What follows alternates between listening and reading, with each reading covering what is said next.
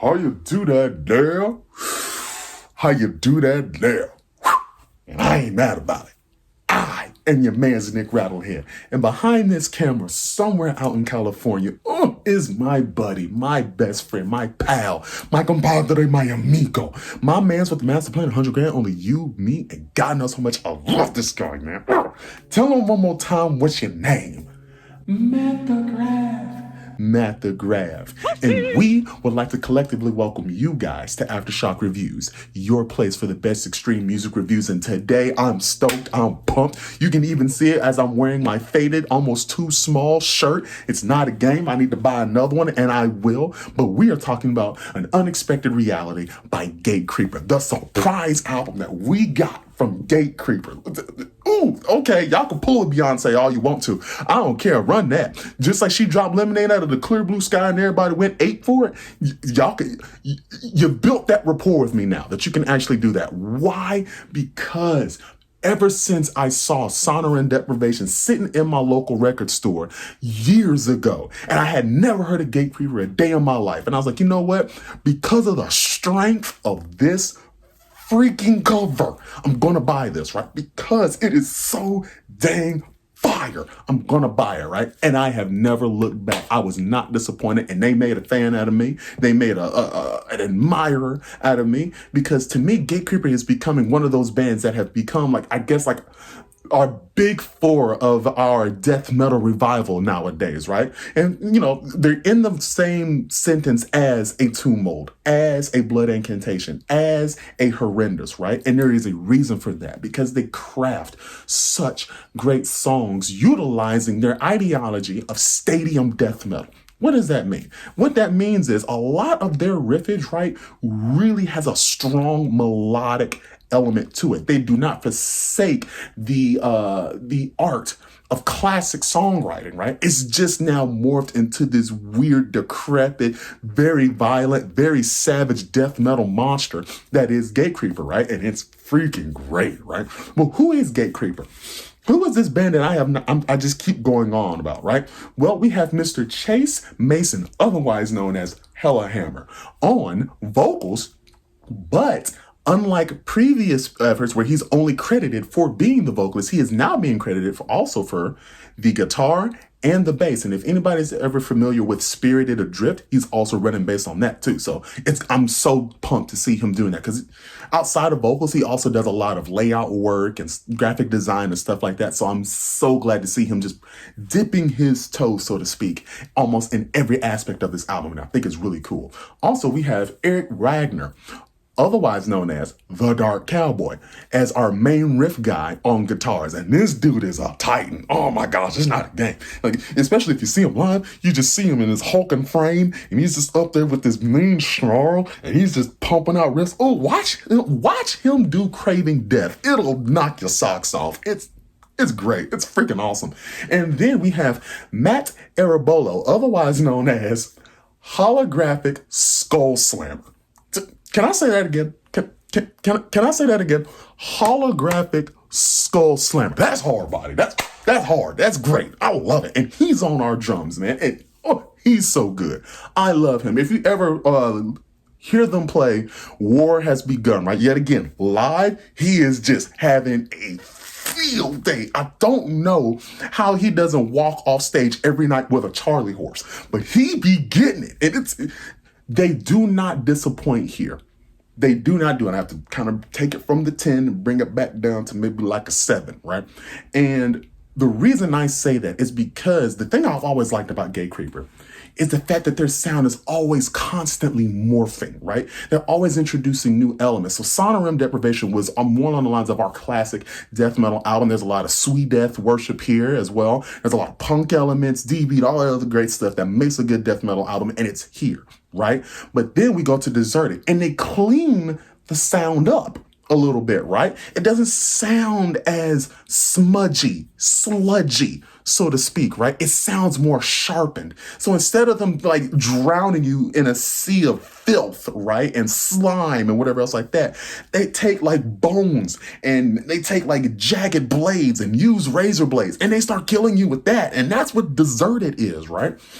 But now what we have here is a situation where they're going grind and doom. And here's the thing. There've always been there's always been more death, doomy aspects to Gatecreeper, but it's never been a focal point like it is here.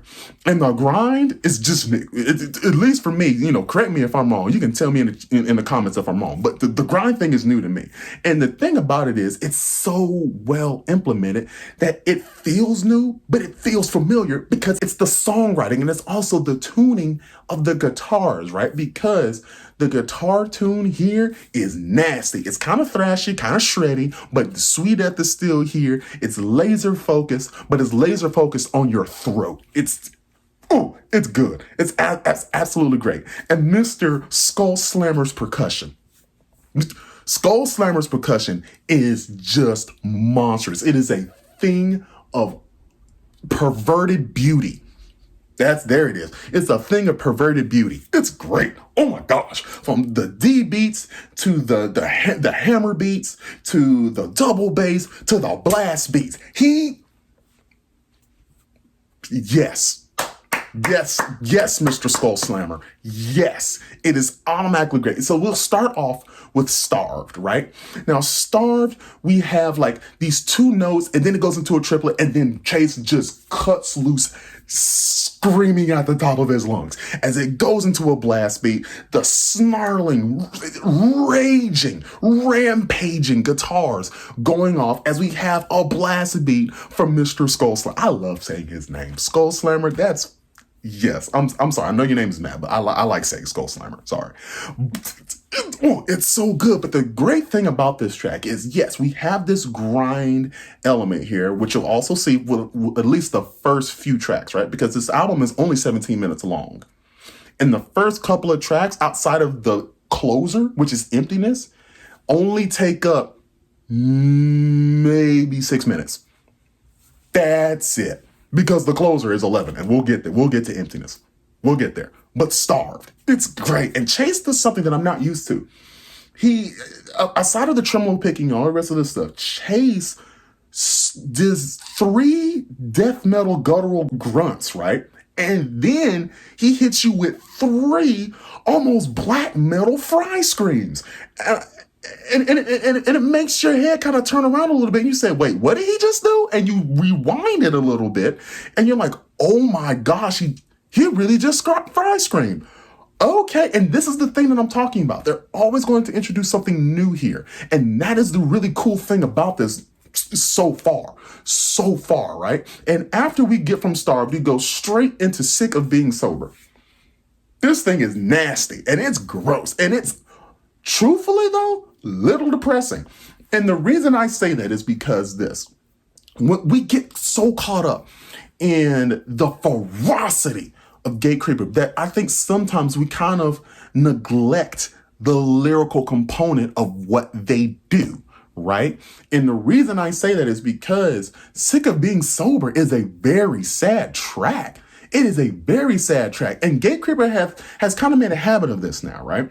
Where when you get past the ferocity and you start looking at the lyrics to the songs, they talk about depression. They talk about loathing. They talk about fear. They talk about suicide, especially when you're talking about, you go back to Deserted and you talk about absence of light, where somebody is dying. They literally killed themselves in that song, right? And the thing about it is, it almost kind of makes you concerned a little bit because Chase Mason is the one doing all of the vocal, just the vocal work, but the lyrical work here. He's writing all the lyrics, and it makes you concerned for his well-being. And I'm hoping that he's doing well. I'm hoping that he's cool. You know what I mean? Because it's easy to see somebody having success and be like, oh man, they're the happiest person in the world, and that might not necessarily be the case.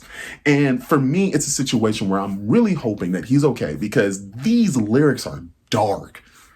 Pitch black dark, no light whatsoever, hellaciously dark. But we'll keep moving because we'll get back to that when it comes to the track Amputation. But Rusted Gold opens up with 2 notes, and then Chase just gags.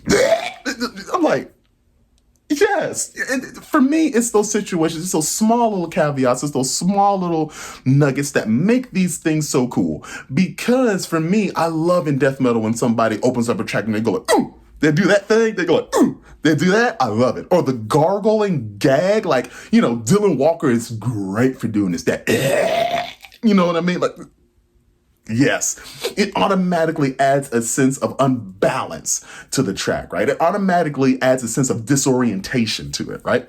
It's so good. It's like they're gargling on your secretions. It's nasty. It's nasty. It's not right, but it's so good. And then Imposter Syndrome. Imposter Syndrome is a great track because to me, it almost feels like Starved Part 2, right? Because it kind of sounds like it's almost in like the same key as Starved. And it also goes back to a lot of the elements that Starved introduced in the beginning of this album, right? To the point where you still have the same 3 guttural grunts, and then you have the 3 fry screams.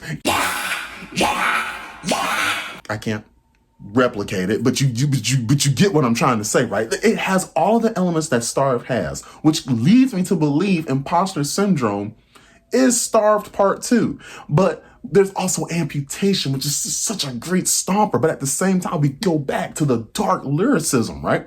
And to emphasize what I'm saying, let me actually read the lyrics to Amputation for you. And it goes like this. It says, anxiously waiting, unimportant, you were never mine, feeling phased out slowly, cut off quickly, done. That sounds like somebody that needs help. That's exactly what it sounds like. It sounds like somebody who needs help. And it makes you feel for this person, right? And that's the last thing you expect to do when you're talking about a Gatecreeper album is feel, right? The only thing that you're really, and this is no knock to anybody because I'm kind of like this too, you'll want to get in there and you want to feel like you got big nuts when you listen to Gatecreeper. You want to feel like you're drowning out the rest of the world and you're just having a good time in your room by yourself doing the thing, or if you're with your buddies in the car and they're actually into this type of music, you play that and you guys just have a rip-roaring good time. It's not a game. But when you start reading the lyrics, it sounds like somebody who's actually crying for help. And Amputation is, to me, kind of like Anxiety, right? Which also goes back to the bonus track of Deserted, which was also a single before Deserted came out, but still. Anxiety delves into these themes as well, right? And it repeats itself here, which makes me, reiterate the fact that I'm hoping that Chase is good and I'm hoping that he's good. Because the lyrics are dark. The lyrics are dark, and there's still no light, right? Because emptiness is still yet to come. But that's after Super Spreader.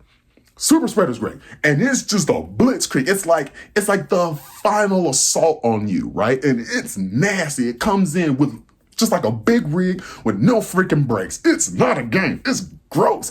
And it's talking about our world health situation, right? And it attacks this subject matter through the lens of Miss Rona. Right? And Miss Rona is like stalking everybody who isn't taking this situation seriously. You ain't wearing no mask? I got you. Oh, you want to be around all these people and you ain't going to take no precautions? I got you. It's gross. And it kind of plays into the theme, the title of An Unexpected Reality, which is our world health situation, right? It's a great track.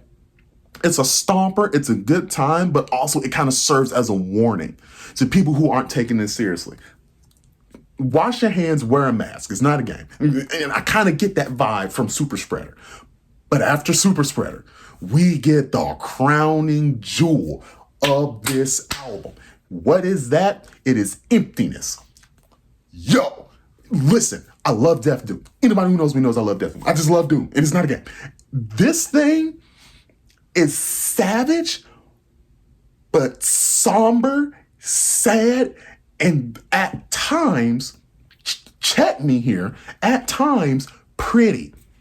Who knew, right? From Gatecreeper, right? And the great thing about it is, although they have these really doomy elements where it has almost like the reverb-drenched guitars, things are fading out, things are being very skeletal at times. There are a lot of times where I'm guessing, I don't know if it's Chase's guitar or if it's Eric's guitar, if it's Hella Hammer's guitar, or if it's the Dark Cowboy's guitar, who is creating this very syrupy note with these very, very cavernous guitar passages that kind of bring down the mood that was set from the previous tracks to make you almost feel a little bit introspective at this point, right? And talking about introspective, the lyrics to this still bleed, still self-loathing, still anxiety ridden and almost suicide. It's not pretty. At least the lyrical content of it is. But the instrumental performance is gorgeous, right? Especially when it gets into to me, the climax to the track, which is, it's black metal. It's black metal. From Gatecreeper, we get a black metal climax to an 11-minute monstrosity. And it's tremolo picking, reverb, the atmosphere is set, it's not a game, and then Chase hits us with a phenomenal black metal vocal. It's a fry scream. It's the whole shit. It's, pardon my language, it's the whole thing. It blows my mind how good this track is. And it makes me want to be like, okay, cool. So if you give me something next year, if you give me something the year after that, I need another track like this. Like I need another track like this, because this thing is so forward thinking for them, right? Anybody who's into Death Doom or anything else like that, they'll probably be like, you know what? While it's not necessarily doing anything new, because it's not, it's still well executed Doom, right? Really great, really well executed, really well thought out, really well placed. Dude, because if we're talking about track placement, it's the last track here, right? And because it would have been awkward if it would have been like in the middle or at the beginning or something else like that. It's at the end. It's the last impression you get. It's the last thing they leave you with at the end of Unexpected Reality. And it is an unexpected, ooh, it's a gem. It's great. Emptiness is wonderful. This whole album is wonderful. All 17 minutes of it. All 17 minutes. If you haven't, if you live under a rock and you have not listened to this album yet, shame. What is it Gomer Pyle did? Shame on you. You need to check this out. I mean, I'm telling you, like, pick up your copy of this, An Unexpected Reality by Gatecreeper, out now on Closed Cassette Activities. We'll leave a link in the description to buy the album. We'll leave a link in the description to actually buy some merch from Gatecreeper from their Holy Mountain page as well. And I just really want you guys to check this out, because it is such a wonderful surprise. It's an experience. If I'm being honest, it is an experience. So good. I am your man's Nic Rattlehead, and behind this camera is my buddy, my man's with the master plan, 100 grand, only you, me, and God knows how much I love this guy, man. Tell him one more time, what's your name? Matt the Graff. Whew. Wash your hands, support your bands. Peace. How you do that, damn?